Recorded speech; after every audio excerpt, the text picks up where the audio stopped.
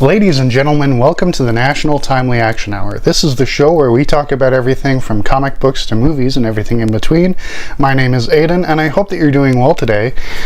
And in this episode, I'm going to be doing a review of the 6-issue comic book miniseries, Marvel Comics' The Infinity Gauntlet. This is written by Jim Starlin and drawn by both George Perez and Ron Lim, and it was originally published in 1991. Now, obviously, this is the basis from which the third Avengers film was sort of created. So the movie takes inspiration from this comic book, but there are a lot of liberties taken when adapted to film, which happens with everything. For example, the Lord of the Rings film adaptation by Peter Jackson leaves out plenty of plot and characters that were in the novels, but I think that there are still great movies, and I think that Avengers 3 is still a great movie. But okay, so I have to give you a lot of context for this, because this is one of the biggest events in Marvel, and it's also one that has a lot of backstory. So, the character of Thanos was created by Jim Starlin as an Iron Man villain in the 70s, but then he decided to make him a more cosmic character, and every subsequent story that was also written by Starlin. There have been a few Thanos stories where it wasn't written by Jim Starlin, but the majority of them were written by him, since, you know, he created the character. But every subsequent story written by Starlin features, you know, Thanos sort of looking for means of gaining more power in the sense of control over reality and all that, and Starlin has even gone on record to say that he was inspired by Jack Kirby's creation Darkseid when he moved to DC in the 70s. But basically, Thanos had gotten the cosmic cube and wanted to use that to warp reality so that he was in control, but then that failed and he died. And then there was this two-part story that came out shortly before this called The Thanos Quest, where he is resurrected by death itself, and death is portrayed as a woman, and this sort of twists Thanos. I mean, he was already nihilistic and twisted, but this twists him to falling in love with her, and, you know, the abstract concept of death personified as a woman. But he is given this mandate by her to eradicate half of life, and so he decides, okay, I will get these things invented for this story called the Infinity Gems, where there are 6 gems that control different aspects of reality and of, you know, the universe. So there's reality, mind, soul, power, space, and time. And there was this character created by Stan Lee and Jack Kirby back in the 60s called Adam Warlock, which Starlin really likes, and it was revealed that the sort of gem or jewel in Adam Warlock's forehead is the mind gem. So, and that's all revealed here, retconned. But so Thanos goes around collecting the Infinity Gems in the Thanos Quest, and he fights the Silver Surfer, defeats him, and sends him hurtling back to Earth. And the story here begins with Thanos already in possession with the gems, and he likens himself unto a god. And Mephisto, Marvel Comics' version of the devil, is his Grand Vizier. And so he Thanos starts proselytizing about how wonderful he is and how powerful and enigmatic and all that. And we cut to New York City in the Sanctum Sanctorum, where Doctor Strange is reading a book and his servant Wong is bringing him tea. And they hear a crash upstairs, and the Silver Surfer crash lands from his fight with Thanos. And he's like, Thanos is coming. And this was changed so that in the movie Hulk does that and says that. But then we get a flashback to how Death had given Thanos the mandate to eradicate life. And so basically Thanos, in his love for Death, is boasting and ranting about how much he loves her and how he will treat her like a goddess, and how and all that nonsense, really. And basically she doesn't give a crap about him, because Death has this servant who's like a zombie who speaks on her behalf, and he's like, Mistress Death is not impressed with your boasts, Titan. And Thanos is from the moon of Saturn called Titan, and he's a deviant with the which is the opposite of the Eternals. But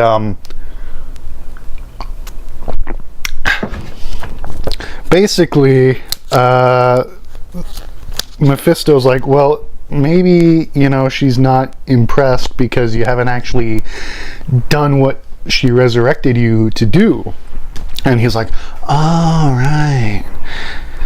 And so he snaps his fingers, and with all of the gems on his glove, and the Infinity Gauntlet is just Thanos' glove, but fashioned to hold the Infinity Gems. He modified it. But yeah, so he snaps his fingers, and half of life in all of the universe is dead. And we get this subplot about Adam Warlock, Gamora, and Pip the Troll being resurrected and getting their bodies back, and working to figure out what's going on. And I love this bit of dialogue here where Thanos is talking to Death's servant, and Thanos is like, but I only sought such glory in order to become worthy of your love. Your heart deserves better than the thrall I was. And then he goes on to say, I had no other choice than to become your equal. And her emissary says, not equal, superior, because he has control over all of this power. He says, now Mistress Death is nothing more than your love slave.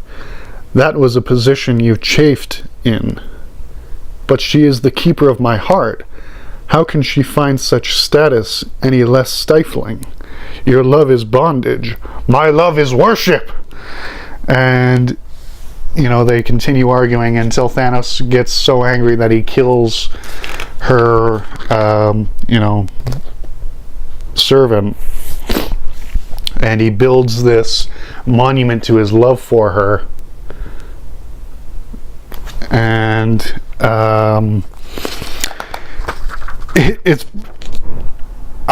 just gonna say here, Thanos is a cool looking character, and he has some good stories that I enjoy, but to be quite frank with you, he is pathetic, and I don't like that at all, because I just can't stand characters who think of love in this way, because it's not actual love. And that's the point. Jim Starlin is saying this is not real love. This is something twisted and disgusting. And I appreciate him for doing that. And it's just, I was just like, ugh. as I read this, and I'm like, ugh, I don't like that. That is just too, ugh. It makes my skin crawl seeing characters like this, because they just don't understand what true love is. Now, I'm not going to claim to be an authority on this. I haven't had much experience in the dating scene. I've dated a few people, but I don't want to focus on that right now because I got other stuff in my life going on where it just isn't feasible for me to be dating. But once I get that all figured out, then I'll go back on the dating scene. But I know enough, and I've seen enough examples in real life and in fiction to know this is not real love. This is something dark and horrific if you really think about it.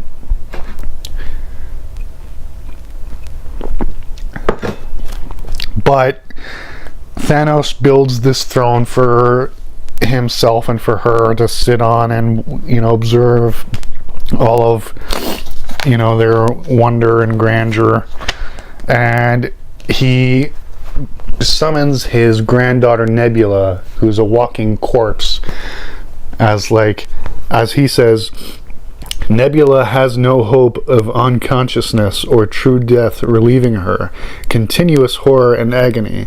She is my living tribute to the blasphemy of life and the glorious promise of death. And death just turns away and walks away from him, and he's just like, ah! And this is where he kills her advisor.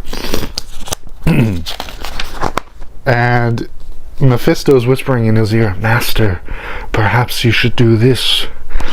Perhaps you're not doing enough. And that's basically the majority of the story. But then this is the moment where Thanos wipes out half of life. And I love how we see the effects of this as it's happening.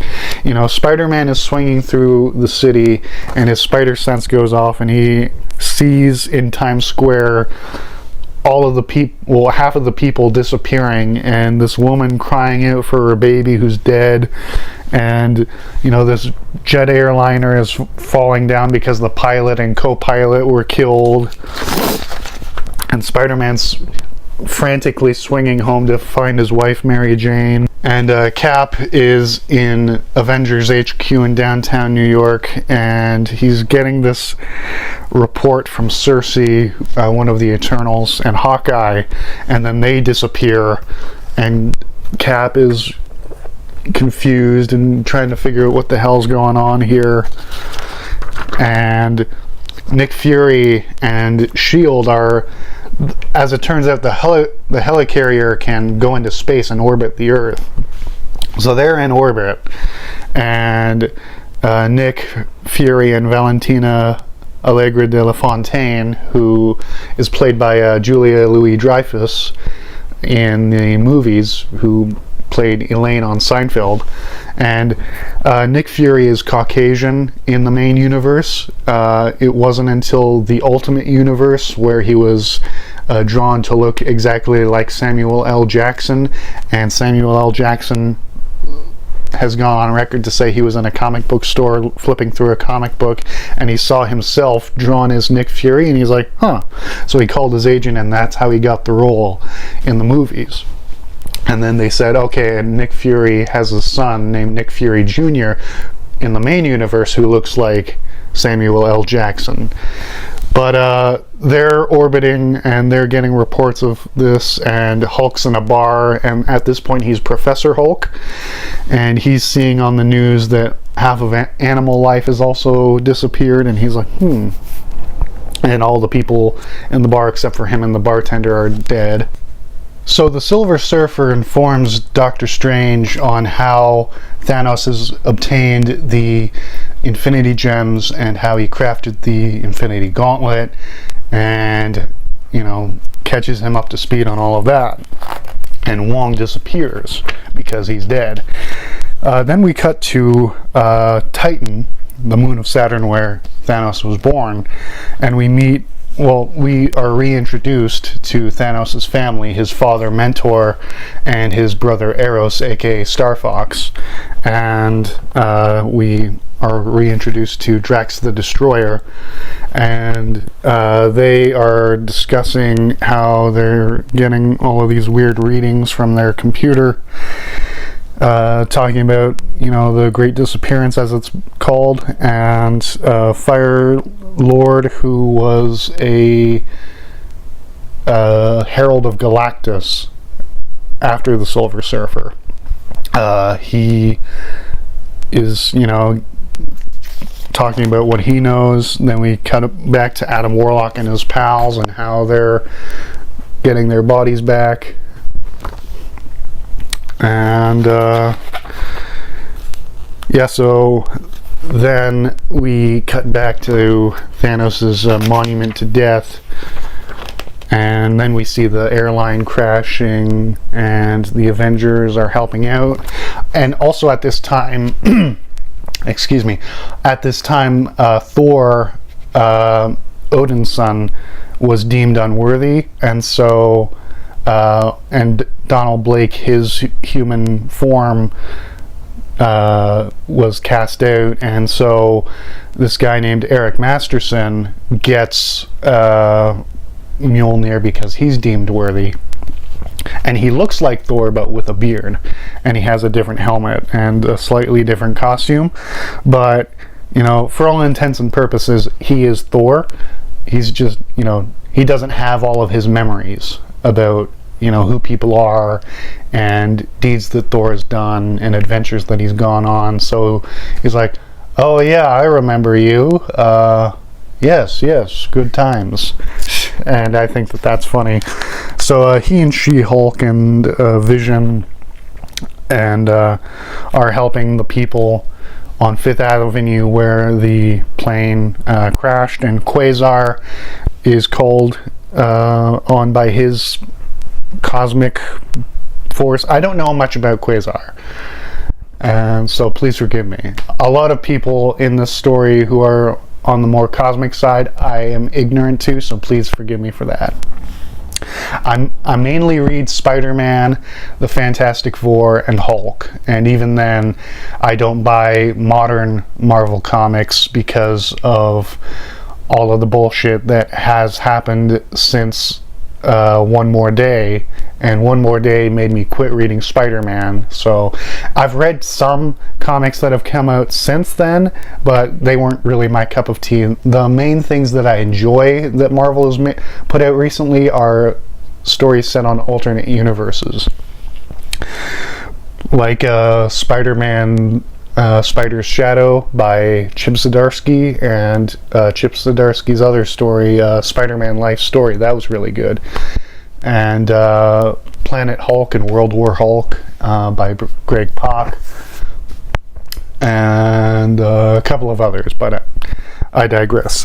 Then we cut over to the Kree Empire, where this captain is, doing captain's log like Star Trek, and half of the Kree people, because every sentient species has lost half of its people. So the Kree are going to war with the Skrulls again because they suspect that the Skrulls are responsible. Then we cut over to the Skrull homeworld, where the Skrull Queen thinks that the Kree is responsible, so she declares war on them again. And Hank Pym, who was Ant-Man, and then he was Giant Man, then he was Goliath, then he was Yellow Jacket, but now he's just Hank Pym, who's a technical advisor for the West Coast Avengers. He was a founding member of the original Avengers, but then Hawkeye formed the West Coast Avengers. Hank went out to LA to be their technical advisor after he and the Wasp got divorced, and so he's come to check on Silver Surfer. Then Adam Warlock reaches out to Doctor Strange and lets him know all that he knows, and Doctor Doom picks up on all of this, and he's like, and no one should dare tamper with what belongs to Doctor Doom. Plus, there is the fact that great disasters of this magnitude also present a curious intellect with great opportunity, a chance to expand on my scientific knowledge and personal power. As he's one to do. If you recall, in my review of Marvel Superhero Secret Wars, which I'll leave linked, Dr. Doom used that opportunity to steal power not just from Galactus but also from the Beyonder. And we learn that Mentor, Thanos, and Eros' father, was among the many that was killed when he snapped his fingers. So not only did he commit genocide, he also committed patricide. And Thanos takes Eros to be his captive so that he can bear witness to everything that he does. So Eros' powers allow him to manipulate people's emotions by speaking to them. So Thanos takes away his brother's mouth, and he just has to look on in horror. We get this haunting look at how many of Earth's heroes were killed. So Angel, Beast, Black Cat, Black Panther, Box, Dagger, Daredevil, Diamondback, Firestar, Guardian, Hawkeye, Hercules, the Human Torch, Iceman, the Invisible Woman, Macquarie, Marvel Boy, which is now Cyclops' new identity, Marvel Girl, from the X-Men, Mr. Fantastic, Night Thrasher, North Star, Power Man, Puck, Quicksilver, Sasquatch, Cersei, Shaman, The Thing, U.S. Agent, Vindicator, Wasp, and Windshear, and many more reports are coming in. But Captain America, She-Hulk, Thor, and Vision are the few Avengers that remain. And then we cut over to Asgard, where Odin has gathered the patriarchs of the other mythological pantheons, like Zeus and Osiris and various other gods, to help fight Thanos. But Thanos makes it so that they can't leave Asgard. And then we, get an update on Quasar, who's making his way with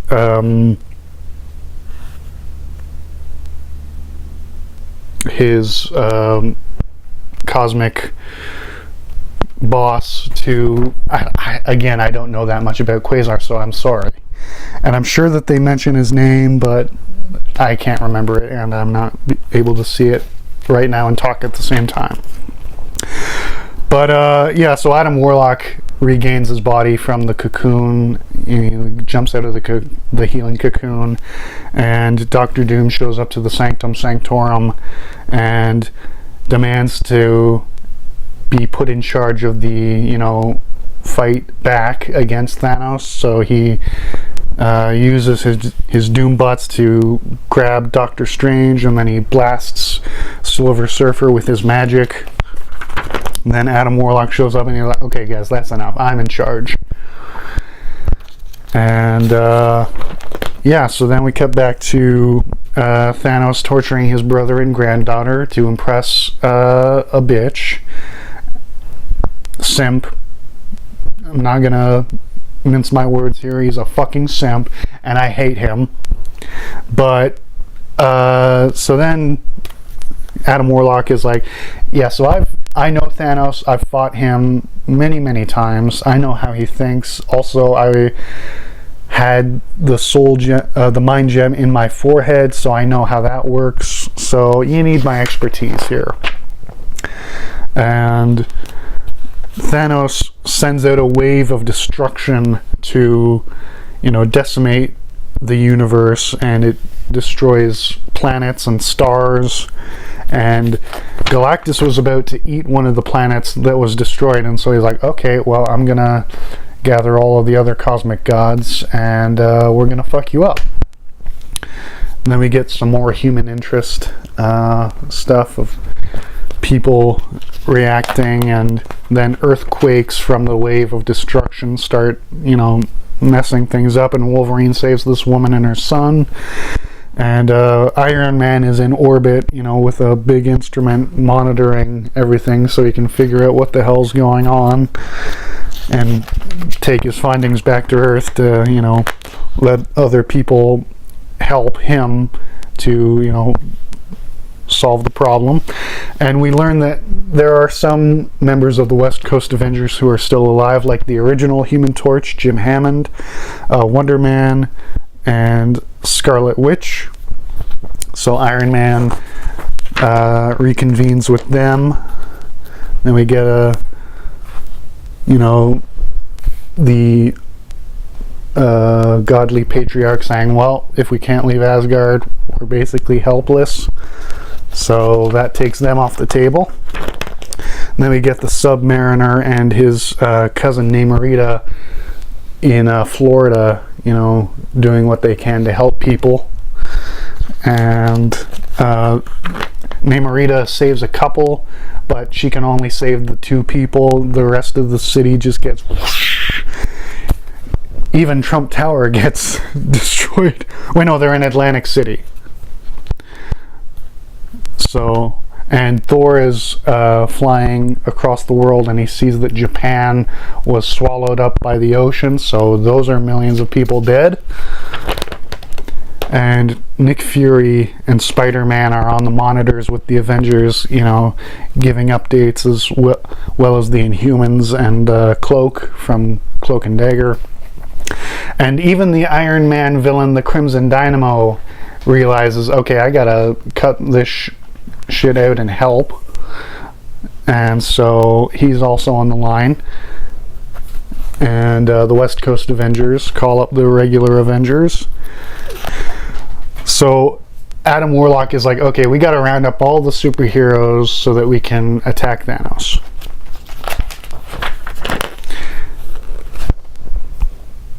And here is the cover and the splash page where he's using planets to spell out his name. And again, just take the hint, bro. She's not into you. She flat out rejected you through her mouthpiece, and you still won't take the hint. And the devil is talking to Thanos like, yes, master, you can use this. Mephisto wants the Infinity Gauntlet, and he's just manipulating Thanos, obviously. But so Nick Fury's scientists, SHIELD scientists, get the readout on all of the destruction and how it's, and how Earth is being moved out of its orbit from the sun, so we're gonna freeze to death. And so Adam Warlock and Doctor Strange gather the heroes. Black Widow manages to save a baby, but the rest of the people in that building. And so they gather the heroes, and they plan out their attack. And Moon Knight is like, well, I got nothing to do because I'm Moon Knight, I suck. And they attack Thanos, and the Silver Surfer, Quasar, and Adam Warlock go to gather the cosmic deities like Galactus, Love and Hate, Eternity, the Living Tribunal, Lord Chaos, and Master Order, a couple of Celestials, Kronos, the ancient Greek Titan, Uatu the Watcher is just off to the side looking at this. And so while the heroes attack Thanos, this is the real story. And so basically, as they launch their assault, before they launch their assault, Doctor Doom is like, okay, I'm in charge, I'm the greatest, I'm going to take the Infinity Gauntlet and rule the universe because I'm great, and I'm going to get my mother's soul out of hell, and all this, I'm going to kill the Fantastic Four, well, actually they're all dead, but I'll resurrect them and kill them myself. And I'll kill you, Spider-Man, because you beat me up back in the 60s. I'll kill you, Hulk, because you beat me up back in the 70s. I'll kill you, Iron Man, because you beat me up back in the 80s. Everyone who's ever done me wrong, they're dead. And yeah, so Iron Man and Thor are like, ugh. But yeah, then they launch the assault. But before that, Adam Warlock is like, Hulk, Wolverine, you guys don't care about killing, so if the opportunity arises, try and kill Thanos. They're like, oh, and Thanos creates his perfect mate to try and get Death jealous. It's not working. This type of dude is always pathetic. He's like, oh, maybe if I try and make her jealous. No, she flat out rejected you. For the love of God, stop. Move on.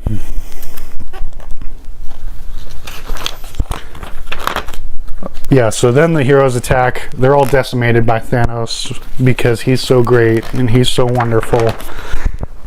I love this splash page by George Perez. And the last two, the reason why the last two issues are drawn by Ron Lim is because George Perez was busy writing and drawing the 50th anniversary for Wonder Woman. So he couldn't complete the entire story, but you know, I really love his work here, and Ron Lim does an excellent job in the last two issues.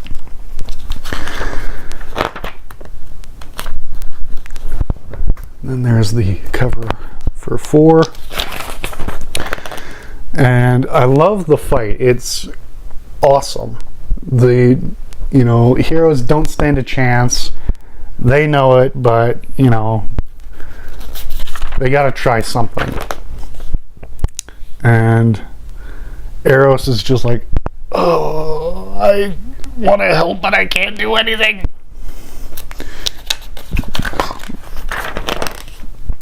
And Mephisto's like, Master, perhaps if you don't use all of the powers that you have gained from the Infinity Gems, you know, like your mastery over time, then it'll be a more fair fight, and that would impress Mistress Death. He's like, you're right. So he stops using the time gem, but he uses the other gems like space reality and all that. And you know, the heroes actually, you know, draw blood and put up a good fight. Hulk and Drax are just walloping him, and he's like, okay, I've had enough. And Wolverine actually stabs him, but that doesn't work. But yeah, and Thor throws Mjolnir at him, knocks him back, but you know, that doesn't work fully, and Doctor Doom goes for the Infinity Gauntlet, but then Thor's like, nope. And Thanos actually teleports Mjolnir to the other end of the solar system. So, and part of the enchantment on Mjolnir is that if the wielder is separated from the hammer for more than a minute, then they'll revert back to their human form. So Thor's like, well, I got a minute before I go back to being Eric Masterson, and the spell that Doctor Strange used to make us breathe in space wears off. So I'm just gonna fight with everything I've got in Thor's big muscles. And yeah, so he actually puts up a really good fight, but then Thanos throws him away and he's drifting in space. Then he reverts back into human form, and Surfer realizes, wait a minute, you set up all my friends to fail. You know, you're using them as cannon fodder. Why? Is this just a game to you? And I really like this moment because Surfer really cares about the heroes of Earth because they are his friends. And Adam Warlock is like, I don't give a fuck about them. I'm trying to beat Thanos, but I'm not actually going to kill him because I'm a pussy. Scarlet Witch uses her magic on him, and Cyclops is blasting him with his optic beams, and Iron Man is zooming in with his thrusters, but then he gets into a tussle with Taraxia, Thanos' mate, and Thanos, destroys Vision and, defeats everyone except for Captain America, who's the last man standing. And then Eric sees Mjolnir, and he, just tries to get there, and he grabs onto the hammer, and he is reconstituted as Thor, and he's like, ah, yes. And Nebula is watching all of this, and she's like, I need an opportunity here. And Thanos sends Fire Lord and Drax back to the Stone Age, and I think that's funny. Spider-Man uses his super strength to kick Thanos in the face, and that's awesome. Then Thor and Quasar start fighting him, and he turns Thor into glass. And then Nova uses his powers, but he's turned into Lego bricks. How does Thanos know about Lego bricks? I don't know. I mean, he's been to Earth before, so maybe he learned about them there, but I don't know. And then he smashes Thor, who's glass, and Captain America's the last man standing. They square off, but then he destroys Cap's shield, and, boom, hits Cap with his super strength. Then the Silver Surfer just zooms to try and get the Infinity Gauntlet away from him, but he misses. And Warlock is like, well, I knew that would fail, so here are all of the cosmic deities. So the cosmic gods all arrive, and they just start wailing on Thanos, but they're doing it all individually as opposed to a unified force, which is why he's able to defeat them. But I just love the visuals here. Ron Lim's art is awesome. Look at the devil here, nasty. And I love the colors. The colorist did a wonderful job. Okay, so inkers, Joseph Rubinstein with Tom Christopher and Bruce Solotoff. Colors by Max Scheel, Ann Laughlin, and Evelyn Stein. Letters by Jack Morelli, edited by Craig Anderson. And yeah, they all did a fantastic job.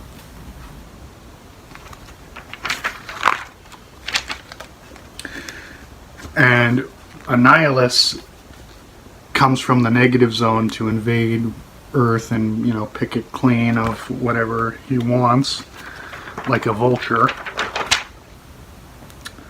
And yeah, so Thanos defeats the cosmic gods, but they put up a really good fight, and they send him back to the Stone Age and into the future.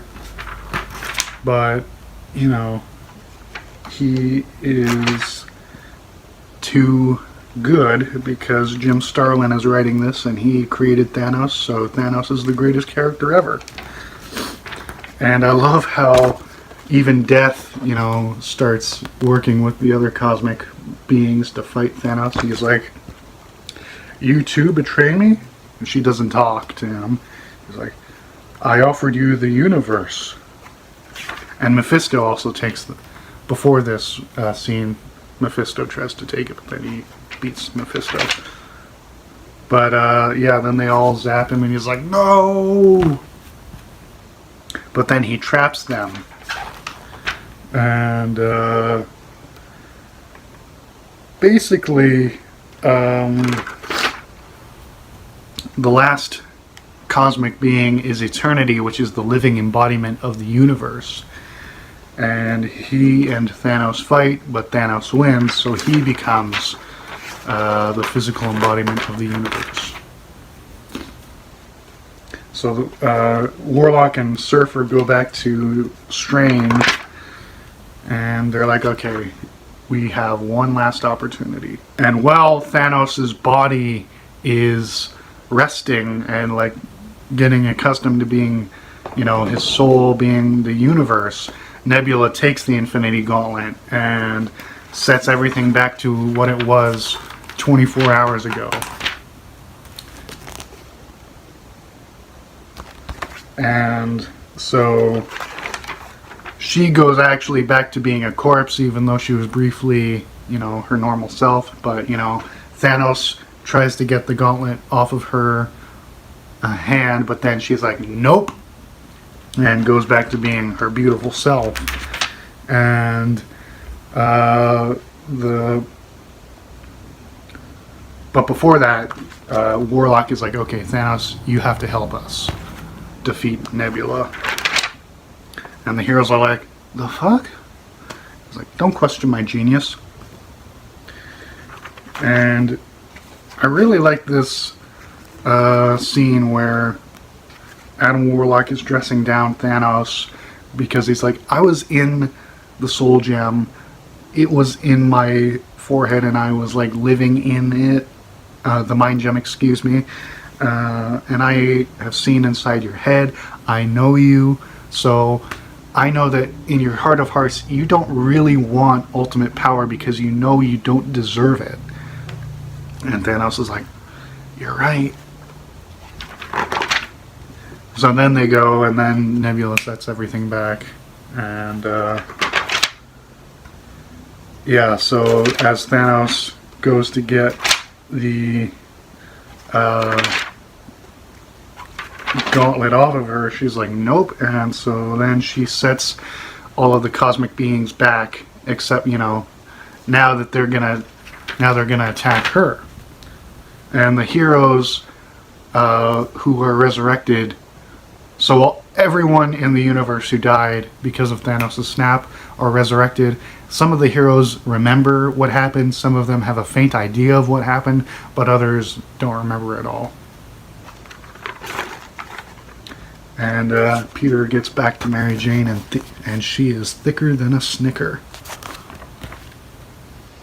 And yeah, so then the cosmic beings attack Nebula, but she manages to fight them off. And oh, I know it was in the soul gem. It's not the mind gem and his but yeah, so Warlock and Surfer are in the soul gem, and they are bearing witness to Nebula fighting off the cosmic beings. And they're like, okay, let's take this opportunity to defeat Nebula, since we're in one of the gems. So they manage to... Oh, and this also sets up later on when Iron Man and Gamora start dating. But because they meet here, and so that sets up, you know, later on we're like, hey, sexy alien, you wanna... She's like... But yeah.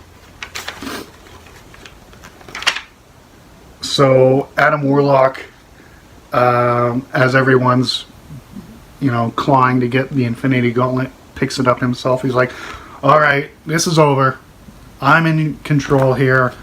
And since I'm a good person, I will, you know, use this for good. So everything's going to go back to normal.